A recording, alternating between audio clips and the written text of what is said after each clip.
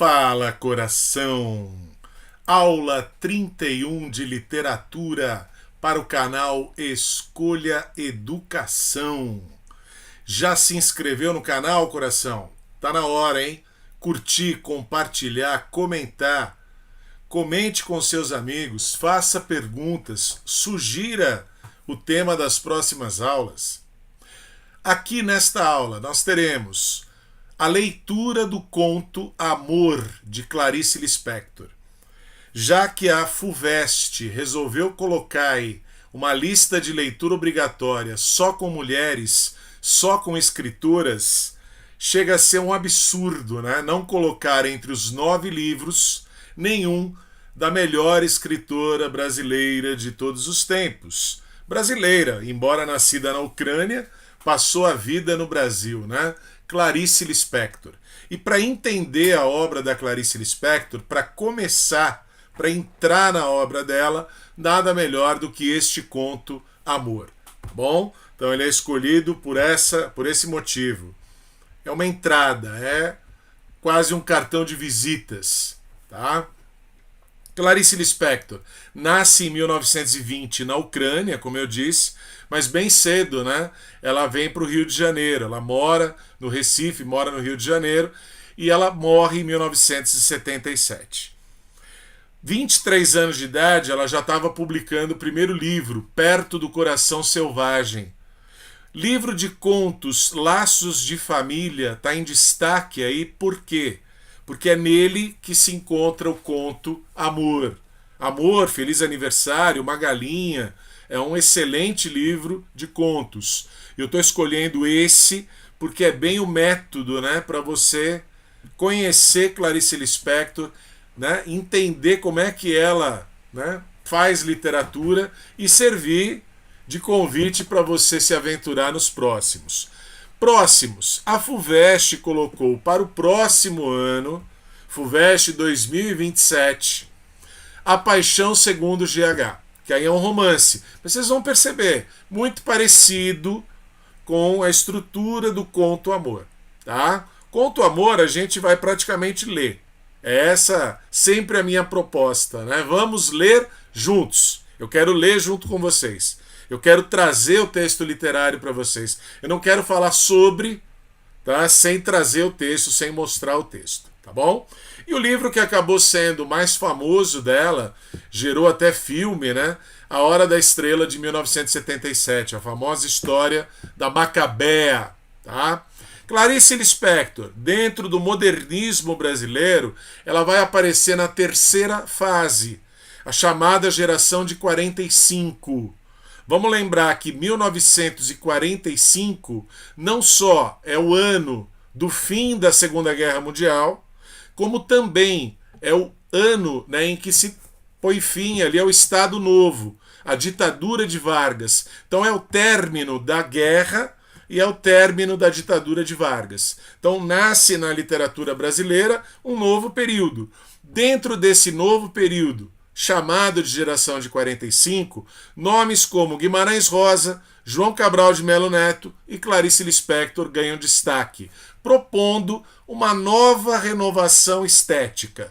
Eu vou usar aqui quase um pleonasmo, né? Nova renovação, porque a geração de 22, aquela da Semana de Arte Moderna, já chegou propondo renovação estética. A conquista do verso livre, a liberdade total de criação e de expressão. Aqui, depois de passar da geração de 30, que era uma geração ideológica, a geração do Jorge Amado, do Graciliano Ramos, o livro A Rosa do Povo, do Drummond, era a fase do engajamento político ideológico. Lógico, né? O contexto histórico assim exigia. Era o contexto da guerra e era o contexto da ditadura, do Estado Novo. Agora não. Agora, entrando nos anos 50, os anos dourados, a famosa história lá do JK, dos 50 anos em 5, a gente vai ter o cinema novo, a bossa nova e na literatura também uma renovação artística, estética, né, formal. Tá? E a Clarice Lispector está nesse meio aí. Tá? Misturando gêneros. Então a gente vai ler uma autora em prosa que utiliza recursos da poesia. Tá bom? Então vamos lá, né? para a gente começar a ler o próprio conto, que é o que nos interessa, que é ler literatura, tá?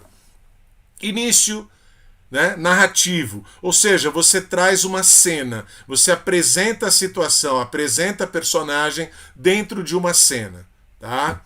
Um pouco cansada, com as compras deformando o novo saco de tricô, Ana subiu no bonde. Depositou o volume no colo e o bonde começou a andar. Recostou-se então no banco, procurando conforto, num suspiro de meia satisfação. Protagonista, Ana, já nos foi apresentada. Dona de casa, nessa hora do dia, está lá no bonde, tá? Fazendo compras. Beleza? Percebemos então, né? Temos um narrador em terceira pessoa, é um narrador onisciente, que faz uma onisciência seletiva, porque vai nos apresentar o mundo interior desta personagem, somente desta personagem, Ana. Tá? Então, por isso, a gente fala em onisciência seletiva. Quem é Ana? Então, agora vem o sumário narrativo. Depois de apresentar numa cena, o que o narrador faz? Um resumo, sumário, como um resumo de quem é a personagem, apresentando para nós leitores quem é a personagem, qual é a situação em que ela se encontra. Os filhos de Ana eram bons, uma coisa verdadeira e sumarenta. Cresciam, tomavam banho, exigiam para si malcriados instantes cada vez mais completos. A cozinha era enfim espaçosa, o fogão enguiçado dava estouros, o calor era forte no apartamento que estavam aos poucos pagando. Família de classe média. Quem é Ana? Dona de casa. Vamos entender aqui, né? Conto publicado em 1960, escrito durante os anos 50, ainda, né, qual era a condição da mulher, a dona de casa, a rainha do lar. Aos poucos, querendo conquistar um espaço no mercado de trabalho, querendo romper com aquela estrutura patriarcal da sociedade. É isso que a Clarice Lispector, entre outras coisas, vai representar na sua obra. Tá? Então, quem é Ana? Uma dona de casa de classe média, de meia idade. Tá? Mas o vento batendo nas cortinas que ela mesma cortara, olha lá, aquilo que ela, né, faz com as próprias mãos, é o artificial, feito pelas mãos humanas. Lembrava-lhe que, se quisesse, podia parar e enxugar a testa, olhando o calmo horizonte, como um lavrador. O que o lavrador faz? Lança semente. Tudo bem? Planta. Planta para depois colher. É essa a metáfora, olha lá, a linguagem figurada própria da Clarice Lispector. Ela plantara as sementes que tinha na mão, não outras, mas essas apenas, e cresciam árvores. Ou seja, ela está colhendo o que ela plantou. Ela escolheu essa vida. Essa é a ideia que está sendo aqui reiterada. Crescia sua rápida conversa com o cobrador de luz, crescia a água enchendo o tanque, cresciam seus filhos, crescia a mesa com comidas, o marido chegando com os jornais e sorrindo de fome, o canto importuno das empregadas do edifício. Ana dava a tudo, tranquilamente, sua mão pequena e forte, sua corrente de vida. Então nós temos aqui a rotina de uma dona de casa, o cotidiano de uma dona de casa. Tá? É isso que a Clarice está trazendo para nós. E aí vem o conflito. Certa hora da tarde era mais perigosa. Certa hora da tarde, as árvores que plantara riam dela. Quando nada mais precisava de sua força, agora, coração, inquietava-se. Quando ela não está trabalhando, quando ela não está usando a máscara da dona de casa, o que fazer?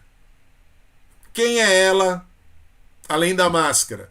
Quem sou eu além da máscara, além da persona que eu estou vestindo aqui de uma dona de casa? Quando ela não tem nada para fazer, já cuidou da casa, do marido, dos filhos, a rotina está toda em ordem. E agora? Então a famosa crise de identidade.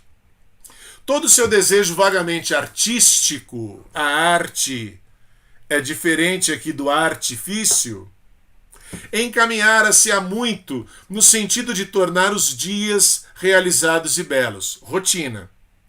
Com o tempo, seu gosto pelo decorativo se desenvolvera e suplantara, olha agora, a íntima desordem. Antes havia uma íntima desordem, uma desordem interna, interior. Parecia ter descoberto que tudo era passível de aperfeiçoamento. A cada coisa se emprestaria, olha agora, uma aparência harmoniosa. Antes, íntima desordem. Agora, aparência harmoniosa. Íntima, de dentro. Aparência, fora. Percebeu, coração? Então há um choque aqui, né? Lembraram lá do Machado de Assis? Contra o espelho, a alma interior e a alma exterior. Aparência harmoniosa, mas é só uma aparência. Ela está cobrindo. Está cobrindo o quê? Uma íntima desordem. Ela quer acreditar que a vida podia ser feita pela mão do homem. Pode. A aula anterior a gente viu aí, né? A vida não é útil. Ailton Krenak. Será que o homem tem esse poder de criar essa vida artificial com todos esses aparatos tecnológicos? Será que é isso? Será que é esse o sentido? Tá? Então o conflito está aí. É a dona de casa que vestiu, né, a máscara da dona de casa. E quem é ela além disso? Destino de mulher. É isso que a Clarice vai estar problematizando no livro Laços de Família. Ela era casada com um diplomata. Ela se vê no meio da Europa, numa cidade pequena, sem conhecer ninguém, cuidando de 2 filhos pequenos. E aí os contos do livro Laços de Família vão tematizar o tempo todo essas relações conjugais, pessoais, extremamente difíceis. Tá? No fundo, Ana sempre tivera necessidade de sentir a raiz firme das coisas, e isso um lar perplexamente lhe dera. Por caminhos tortos, viera a cair num destino de mulher. Como se não houvesse outra opção. Para as pessoas ali da classe média, da classe alta, era possível romper com esse modelo? Nos anos 50? E olha agora, com a surpresa de nele caber como se o tivesse inventado. Então ela quer acreditar nessa mentira, nessa ilusão, né, de que é uma escolha. Será que é uma escolha?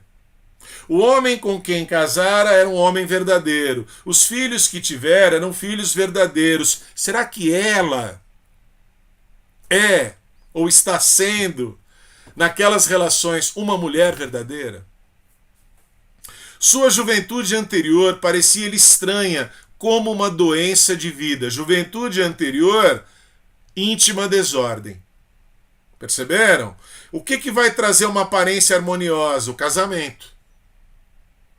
Aquela vida, né, pré-estabelecida de uma dona de casa. Dela havia aos poucos emergido para descobrir que, olha agora, começam os paradoxos, também sem a felicidade se vivia. Na juventude era uma íntima desordem, mas era felicidade. Agora que ela está na aparência harmoniosa da dona de casa, não é felicidade. Perceberam? Abolindo-a, encontraram uma legião de pessoas antes invisíveis que viviam como quem trabalha. De novo, olha o Krenak aí. Quando eu estava fazendo a aula do Krenak, eu imediatamente, né, me lembrei desse conto da Clarice Lispector. Tá? Aqui é a minha praia, né, que é da literatura. Lá era o texto dissertativo, argumentativo, texto de opinião. Tá? Então aqui, coração, ela está abordando o mesmo tema. Vive como quem trabalha. Tudo bem? A vida é isso? Se resume a isso? Com persistência, continuidade e alegria. O que suceder a Ana antes de ter o lar estava para sempre fora de seu alcance. Uma exaltação perturbada que tantas vezes se confundira, olha agora, com felicidade insuportável. A gente vai perceber no texto muitas figuras de linguagem e principalmente paradoxos. Não é nem antítese, né? É o paradoxo. É a felicidade insuportável. É uma felicidade que não dá para suportar. Perceberam? Criar em troca algo, enfim, compreensível. Uma vida de adulto, um destino de mulher. Assim ela o quiser, escolhera. Será? Está insistindo, está repetindo essa ideia de que é uma escolha. Ela plantou aquilo, ela colheu aquilo. Haveria outra possibilidade para a mulher de classe média dentro dos anos 50 no Brasil? Tá? Então ali embaixo, coração, dei aquela resumida, né? Íntima desordem é a juventude anterior, é a doença de vida, é a felicidade insuportável. No lugar disso, com o casamento, aparência harmoniosa, destino de mulher, vida de adulto, a consciência de que também sem a felicidade se vivia. Tá? E vem aquela questão, o que fazer na hora perigosa da tarde? Esse é o grande problema que ela enfrenta. Por isso que ela está dentro de um bonde, fugindo. Sua precaução reduzia-se a tomar cuidado na hora perigosa da tarde. Saía então para fazer compras ou levar objetos para consertar, cuidando do lar e da família, a revelia deles. E alimentava, olha agora, anonimamente a vida. Quem é ela? Apenas mais uma dona de casa, igual a todas as outras. Portanto, ela não tem nome, ela não tem identidade, ela vestiu a máscara da dona de casa. Quem é ela além disso? Cadê a identidade dela? Daquela íntima desordem anterior. Estava bom assim. De novo, olha lá. Assim ela o quiser escolher. Está repetindo demais essa ideia. Foi então que olhou para o homem parado no ponto. Agora vai ter um fato banal do cotidiano.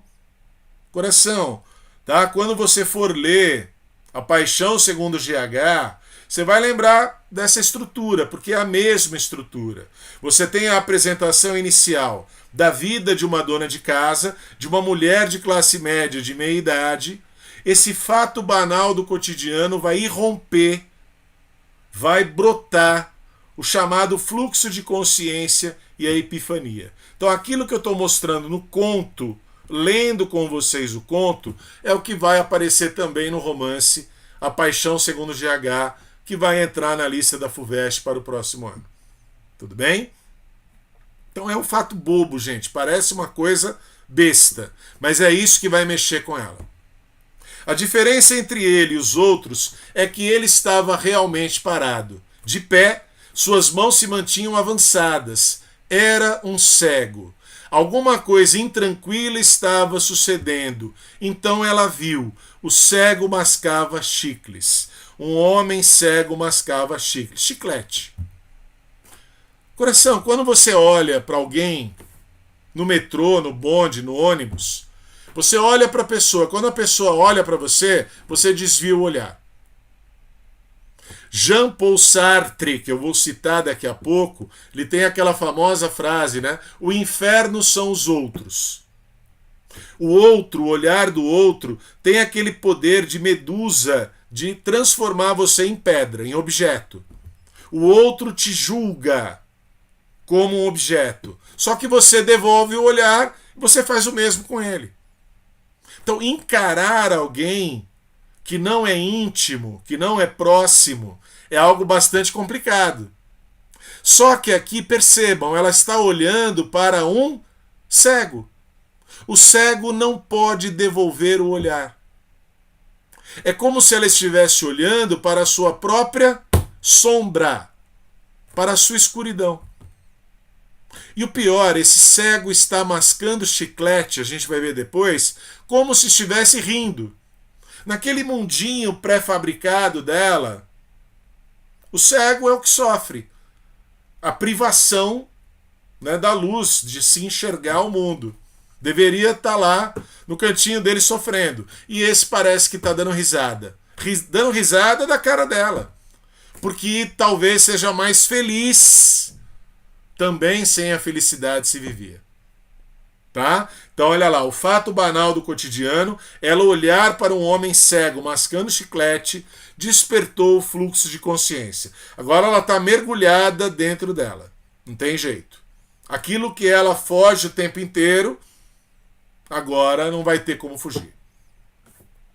Inclinada, olhava o cego profundamente. Olha agora, como se olha o que não nos vê. Acabei de falar. Ele mascava goma na escuridão, sem sofrimento, com os olhos abertos. O movimento da mastigação fazia-o parecer sorrir e de repente deixar de sorrir. Sorrir e deixar de sorrir. Como se ele a tivesse insultado. Ana olhava-o. E quem a visse teria a impressão de uma mulher com ódio. Tudo bem? Está olhando para dentro, está olhando para o vazio, está olhando para a sombra. Rir e deixar de rir. Ela não, ela é sempre aquela aparência harmoniosa. Tudo bem, coração? E aí, depois que, né, ela viu o cego, o mal estava feito. Ela quis fugir da hora perigosa da tarde. Ela quis fugir desse encontro consigo mesma. Só que não deu certo. E aí a metáfora que ela vai usar é ótima, né? Ela está lá carregando ovos, compra. Mas os ovos se haviam quebrado. O ovo tem uma embalagem perfeita, né? Uma aparência harmoniosa, só que é uma casquinha. Quebrou o ovo, você tem que lidar com aquela íntima desordem, com aquela desordem interior. Olha que bela metáfora que ela está usando. Gemas amarelas e viscosas pingavam entre os fios da rede. O bonde se sacudia nos trilhos e o cego mascando goma ficara atrás para sempre. Mas o mal estava feito. Os ovos se quebraram. Aquela aparência harmoniosa se quebrou. Ela vai ter que enfrentar esse contato consigo mesma. Tudo bem? O mal já foi feito. Tá? A rede perder o sentido e estar num bonde era um fio partido. Ela não sabe para onde ela vai. Aquele destino de mulher, aquela vida certinha, corriqueira, rotineira, sempre igual, ela está rompida. Beleza? E como uma estranha música, o mundo recomeçava ao redor. O mal estava feito. Por quê? Teria esquecido de que havia cegos? A piedade a sufocava. Ana respirava pesadamente. O mundo se tornara de novo, porque já havia sido antes. Quando? Na juventude. Aquela íntima desordem anterior. Vários anos ruíam. Os anos do quê? Daquele casamento, daquela vida artificial criada por ela, ou criada pela sociedade, e ela se encaixou nesse estereótipo, nesse modelo. As gemas amarelas escorriam, expulsa de seus próprios dias, os dias que ela própria criou. E agora? Para onde? Para onde que ela vai agora? Tudo bem? E aí, coração, como eu disse, né? Ela é contraditória ao extremo, sempre usando paradoxos. Tá? Há prazer nessa crise. Ela entrou numa crise que é uma crise de identidade. Mas como que ela percebe essa crise? Com prazer. Agora voltou, né? Aquela felicidade insuportável. Por um momento, a falta de sentido deixava-as tão livres que elas não sabiam para onde ir. Perceberam uma ausência de lei. Não tem lei. Não tem sentido. E isso significa o quê? Liberdade. Antes ela estava presa nos laços de família. O que chamava de crise viera, afinal. E a sua marca era o prazer intenso. A crise É um prazer intenso. Com que olhava agora as coisas, sofrendo espantada, Ana caíra numa bondade extremamente dolorosa. Bondade, piedade pelo cego? Será que é isso? Dói você perceber que existe sofrimento no mundo? Será que é por aí? Ela apaziguara tão bem a vida, cuidara tanto para que esta não explodisse. Ela mantém tudo ali, né? Limpinho. As maçanetas brilham. A aparência é harmoniosa. Mantinha tudo em serena compreensão. Eu consigo entender tudo como funciona. Será que é possível? Separava uma pessoa das outras, as roupas eram claramente feitas para serem usadas e podia-se escolher pelo jornal o filme da noite. Tudo feito de modo a que um dia se seguisse ao outro. Rotina. Mesmice. Tudo bem, coração? Vive como quem trabalha. E um cego mascando goma despedaçava tudo isso. Os ovos se quebraram. Ela está em contato com aquela íntima desordem, aquela desordem interior. E através da piedade aparecia a Ana uma vida cheia de, olha agora, o oxímoro, é o paradoxo lhe aproximando, né? Um substantivo e um adjetivo. O adjetivo que dá qualidade para náusea é doce. Não faz sentido, né? É contraditório, é incoerente. Essa palavra náusea, ela tem uma referência que eu vou citar daqui a pouco. Tá? Parecia ter saltado no meio da noite. Olhou para o cego, olhou para a sombra, olhou para a própria escuridão. Ela está no meio da noite, é a noite dela, é a noite interior. Andando um pouco mais ao longo de uma sebe, atravessou os portões do Jardim Botânico. Onde que ela vai parar? Dentro do Jardim Botânico. Dentro de uma cidade grande como o Rio de Janeiro, o que é o Jardim Botânico? A natureza. Tudo bem? Dentro da cidade criada pelo homem, pelas mãos do homem, você tem ali uma reserva de natureza. Então ela está perto do coração selvagem. Título do primeiro livro dela. Tá? Ela vai entrar nesse jardim botânico. Então ela está a caminho da epifania. O que significa essa palavra epifania? Revelação. Não tenho consciência, passo a ter consciência. Não sabia, passo a saber. É quase, né, algo que é religioso. Beleza? Essa epifania aí. Ela adormecia dentro de si. Está no meio da noite. Olhou para a sombra. É quase sonho, quase inconsciente. De onde vinha o meio sonho pelo qual estava rodeada? Nada parecia se ter movido, mas na aléia central estava imóvel um poderoso gato. Existe interpretação desse conto relacionando com Alice no País das Maravilhas. Olha o gato de Alice. Tudo bem? É um processo de descoberta, também para a Ana aqui. E de repente, com mal-estar, é crise, é mal-estar, pareceu-lhe ter caído numa emboscada. Fazia-se no jardim um trabalho secreto, escondido, do qual ela começava a se aperceber. Nas árvores, as frutas eram pretas, doces como mel. Havia no chão caroços secos, cheios de circunvoluções, como pequenos cérebros apodrecidos. A crueza do mundo era tranquila. É cruel, é cru e é tranquilo. O assassinato era profundo e a morte não era o que pensávamos. Vejam, é toda uma linguagem figurada, é toda uma linguagem poética num texto em prosa.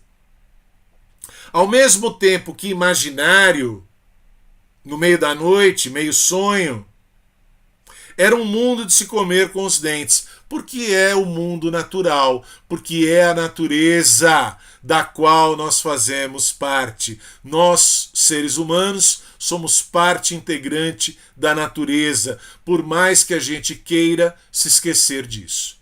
Por mais que a gente queira criar um mundo artificial. Beleza? Como a repulsa que precedesse uma entrega era fascinante. A mulher tinha nojo e era fascinante. Náusea doce, nojo fascinante. As árvores estavam carregadas. Olha agora, coração. Epifania. O mundo era tão rico que apodrecia. Esse é o ciclo natural. A natureza funciona dessa maneira. É bela, é esplendorosa, mas o processo de qualquer organismo é esse, de nascimento, crescimento, evolução e depois, decadência e morte. Beleza? Então quem quer criar, essa ilusão de uma vida esticada ao máximo pela tecnologia, está criando uma mentira. Está criando uma aparência harmoniosa. A moral do jardim era outra.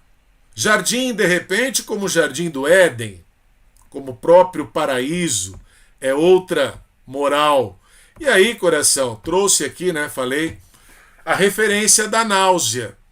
Ela, Clarice Lispector, evidente, conhecia, a literatura e a filosofia de Jean-Paul Sartre. Sartre escreve, O Muro, escreve, vários livros e também era um filósofo. O existencialismo é um humanismo. Então aqui a referência à náusea é uma referência ao próprio Sartre, Grávida e abandonada, olha lá. Quando Ana pensou que havia crianças e homens grandes com fome, a náusea subiu-lhe à garganta, como se ela estivesse grávida e abandonada. A decomposição era profunda, perfumada. Olha lá, o mundo era tão rico que apodrecia. Ela está grávida do quê? Dessa revelação. Ela se engravidou dessa novidade, dessa consciência que ela passou a ter, desse mundo natural do qual ela faz parte. O jardim era tão bonito que ela teve medo do inferno. É belo, mas acaba, é finito. Era fascinante e ela sentia nojo. Vai repetindo a ideia. Mas quando se lembrou das crianças, diante das quais se tornara culpada, ergueu-se com uma exclamação de dor. Enquanto não chegou à porta do edifício, fugindo, ela foi para o jardim, ela teve essa epifania, ela se engravidou dessa novidade, mas sozinha. E aí ela foge. Ela foge, voltando para casa, parecia à beira de um desastre. Então ela está tentando recuar dessa revelação toda. Ela quer voltar a se refugiar nos laços de família? Será que é isso que a gente vai ter no final? Voltou para casa. A sala era grande, quadrada, as maçanetas brilhavam limpas. Olha a aparência harmoniosa que ela dá às coisas. Os vidros da janela brilhavam, a lâmpada brilhava. Que nova terra era essa? Não é natural. E por um instante a vida sadia que levara até agora pareceu-lhe um modo moralmente louco de viver. Não é real. Não é natural. É artificial demais. Perceberam? Por que falando do Ailton Krenak, imediatamente me lembrei desse conto? Ela amava o mundo, amava o que fora criado, amava com nojo. Porque apodrece. Porque as coisas são tão belas e tão ricas e tão fascinantes, mas elas acabam. Elas são finitas, elas são efêmeras. É esse o processo da natureza. Fora atingida pelo demônio da fé. A vida é horrível, disse-lhe baixo faminta para o filho. É difícil lidar com essa consciência. É difícil lidar com a consciência da finitude. Tudo bem, coração? Mas é o real. É a vida real e natural. Havia lugares pobres e ricos que precisavam dela. Ela precisava deles. Ou seja, ela pode viver uma outra vida que não essa dos laços de família, desse sistema patriarcal, desse destino de mulher. Ela está dividida, olha o conflito. Não deixe mamãe te esquecer. Então, diante do filho, como é que ela pode reagir? Ela vai romper com esses laços de família? Até que ponto ela consegue fazer isso? E até que ponto isso também não seria complicado, né? Qualquer decisão que ela tome aqui é bastante difícil. Tá? Então ela está aqui, olha, entre dois amores. O título do conto é amor. Qual amor? É o amor paixão? É o amor, né, de duas pessoas? Amor erótico? Não, coração. Com certeza não. Não havia como fugir. Os dias que ela forjara, que ela criara artificialmente, haviam se rompido na crosta. Os ovos se quebraram e a água escapava. Estava diante da ostra. Ela está diante do quê? Da íntima desordem. E não havia como não olhá-la. De que tinha vergonha?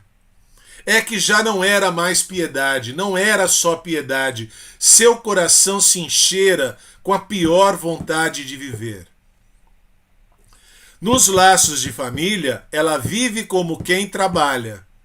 Agora ela tem uma vontade de viver a vida real, de viver a vida natural, diferente do artificialismo dos laços de família.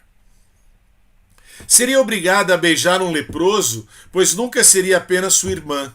Um cego me levou ao pior de mim mesma, pensou espantada. Sentia-se banida, porque nenhum pobre beberia água nas suas mãos ardentes. Era mais fácil ser um santo que uma pessoa. A pessoa presa pelos laços de família vive conflitos. O santo já fez outra opção. Desse amor ao próximo, desse amor coletivo, desse amor pela humanidade, desse amor pela natureza, desse amor muito maior.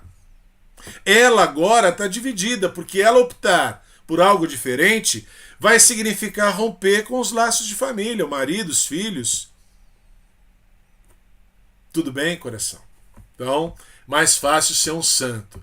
E aí ela vai usando metáforas. Por isso que é um texto assim, né, ao mesmo tempo mais difícil, mas, na minha visão, né, muito mais interessante, porque requer o que? Interpretação. Piedade de leão. O leão, coração, ele pode até ter pena, né, dos bichinhos que ele vai comer, mas se ele não fizer isso, é ele que morre. Então é uma piedade de leão. Tá? Ela está numa posição social em que ela tem piedade, mas é uma piedade de leão. Uma piedade, até certo ponto, falsa, né? Hipócrita. A vida do Jardim Botânico chamava como um lobisomem é chamado pelo luar. Ela está tentada a romper com esses laços de família. Dentro de casa, ela começa a perceber formigas, insetos, ou seja, vida natural. O mesmo trabalho secreto se fazia ali na cozinha. Depois o marido veio, vieram os irmãos e suas mulheres, vieram os filhos dos irmãos, cansados do dia, felizes em não discordar, tão dispostos a não ver defeitos. Ou seja, os laços de família vão invadindo, vão tomando conta. E como a uma borboleta, Ana prendeu o instante entre os dedos, antes que ele nunca mais fosse seu. Essa revelação, essa epifania, vai caber nos seus dias? É esse o questionamento. O que vai ser dela daqui para frente? Ela fugiu desse encontro por muito tempo, mas agora tem mais como, né? Ela passou a ter consciência disso, de que a vida que ela leva é uma vida falsa, é uma vida artificial, é uma vida pela metade. O que o cego desencadeara caberia nos seus dias? Quantos anos levaria até envelhecer de novo? Ou seja, né, aquela íntima desordem da juventude. Quando você está buscando uma identidade. Quem sou eu no mundo? O que eu vou fazer da minha vida? Qualquer movimento seu e pisaria numa das crianças. Lógico. Qualquer escolha que ela fizer, compromete, né? Mas, com uma maldade diamante, parecia aceitar que da flor saísse o mosquito, que as vitórias régias boiassem no escuro do lago. Tudo tem dois lados, dois polos. Olha aí a dialética. O cego pendia entre os frutos do jardim botânico. Hoje de tarde, alguma coisa tranquila se rebentara, e na casa toda havia um tom humorístico, triste. E aí ela tem que voltar para a vida dela com essa consciência. É algo muito mais complicado, é algo muito mais conflitante, né? Então, consegue voltar ao normal? Marido, é hora de dormir, disse ele, é tarde. Num gesto que não era seu, mas que pareceu natural, não é natural. Segurou a mão da mulher, levando-a consigo sem olhar para trás, afastando-a do perigo de viver. Viver, como disse lá, né, Guimarães Rosa, é muito perigoso. Aquela vida do jardim botânico, natural, é muito perigosa. Só que a vida dos laços de família, vejam, não é vida. É tão artificial. Tudo bem, coração? É uma aparência, né? Tão artificial que não é vida, que não é verdadeiro. Acabara-se a vertigem de bondade e se atravessara o amor e o seu inferno. O amor e seu inferno. Tem sempre dois lados, né? Penteava-se agora diante do espelho por um instante, sem nenhum mundo no coração.